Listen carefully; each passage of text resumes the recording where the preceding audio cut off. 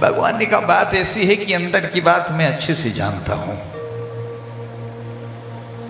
यहां पर कोई संतुष्ट नहीं है, और देवी कोई किसी को संतुष्ट कर भी नहीं सकता। माता पार्वती नहीं मानी, बोली नहीं ऐसे आप कैसे कह सकते हो, मैं तो आपसे संतुष्ट हूं, आप मुझसे संतुष्ट नहीं हो क्या? बोले हमारी आपकी बात नहीं, आपने दुनिया की बात की है, चलो मेरे साथ। रूप बदल लिया, स्त्री और पुरुष का रूप बनाया, और नंदी भी साथ में थे। तो क्या हुआ, भगवान शिव और माता पार्वती नंदी के ऊपर बैठकर एक रास्ते से जाने लगे। तो माता पार्वती और भगवान शिव नंदी पर बैठे हुए थे। तो कुछ पशु पालक जो हैं वो अपना गाय ये सब जानवर घास चरा रहे थे। तो जब ये उधर से निकले तो बोले वाह वाह वाह वाह, अरे देखो तो इन दोनों को कितनी निर्दयी हैं, वो बेचारा बैल मरा जा रहा है इन दोनों को बैठाए हुए, दया भी नहीं आ रही है उस निरीह पशु पर। अब माता पार्वती ने कहा भोलेनाथ आप तो हमारे प्राण धन है, पति हैं, आप बैठे रहिए मैं नीचे चलूंगी।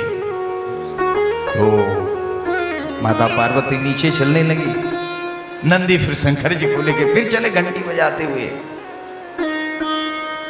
थोड़ी ही देर महाराज बीती, अगले रास्ते पर जहां दूसरा रास्ता आके मिला हुआ था, उस रास्ते से भी महाराज कुछ पुरुष बड़े बूढ़े वृद्ध आ रहे थे। एक ने कहा देख रहे हो महाराज क्या कलिकाल है, क्या धर्म भ्रष्ट हो चुका है। उनके साथ कुछ स्त्रियां भी थी। बेचारी पत्नी तो नीचे पैदल चल रही है, अब ये हट्ठा खट्टा बैठा हुआ मोटा ताजा स्वयं बैल पर बैठा है, उस पर बैठ के चल रहा है। बेचारी पत्नी नीचे चल रही है। जब स्त्रियों ने इस प्रकार से कहा, भगवान भोलेनाथ आराम से कूद गए, देवी जी आप बैठ जाओ। उठा के माता पार्वती को बिठाया, बोले चलो। घंटी बजाते हुए नंदी फिर लेकर चल पड़े। भगवान शिव महाराज आगे आगे पैदल चल रहे हैं। पीपल का पेड़ पड़ा, उसी के नीचे कुछ पथिक बैठे थे। उसमें से दो चार ने देखा तो मूंछों को टटोलते हुए बोले देखो तो महाराज ये अपना सज धज के तो बैल पर बैठी है, और बेचारा पति वो नंगे पांव नीचे चल रहा है रास्ते में। सारा पाती पर धर्म नष्ट हो गया, स्त्रियों की लज्जा समाप्त हो गई। माता पार्वती कूद पड़ी नंदी से, बोले अब दोनों लोग पैदल ही चलो। नंदी भी चले पैदल, माता पार्वती शिव भी पैदल चले। कुछ दूर गए तो वहां पर भी कुछ लोग बैठे हुए थे, लगे ताली पीट के हंसने, वाह वाह वाह वाह वाह वाह, आज तक ऐसा मूर्ख व्यक्ति नहीं देखा। इतना बढ़िया मोटा ताजा बैल साथ में है और दोनों लोग पैदल चल रहे हैं। भगवान शंकर ने माता पार्वती की तरफ देखा और वहीं से तीनों अंतर्ध्यान हो गए।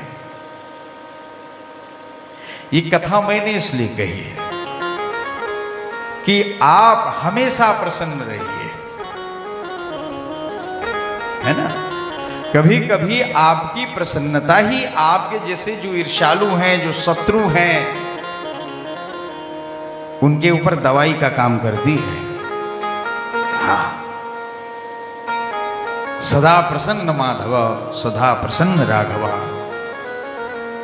जितनी भी मूर्ति आपको दिखाई देंगी हमेशा मुस्कुराती हुई दिखाई देंगी। हमेशा प्रसन्न रहो, और प्रसन्न आप तभी रह सकते हो जब आपके अंदर ये सूत्र आ जाए कि हाँ, इस संसार में हम सबको संतुष्ट नहीं रह सकते। भगवान शिव को यहां पर आनंद के, तभी आपके अंदर आनंद का संचार होगा महाराज, नहीं तो पल पल आपको बड़ा महाराज कष्टकारी होगा।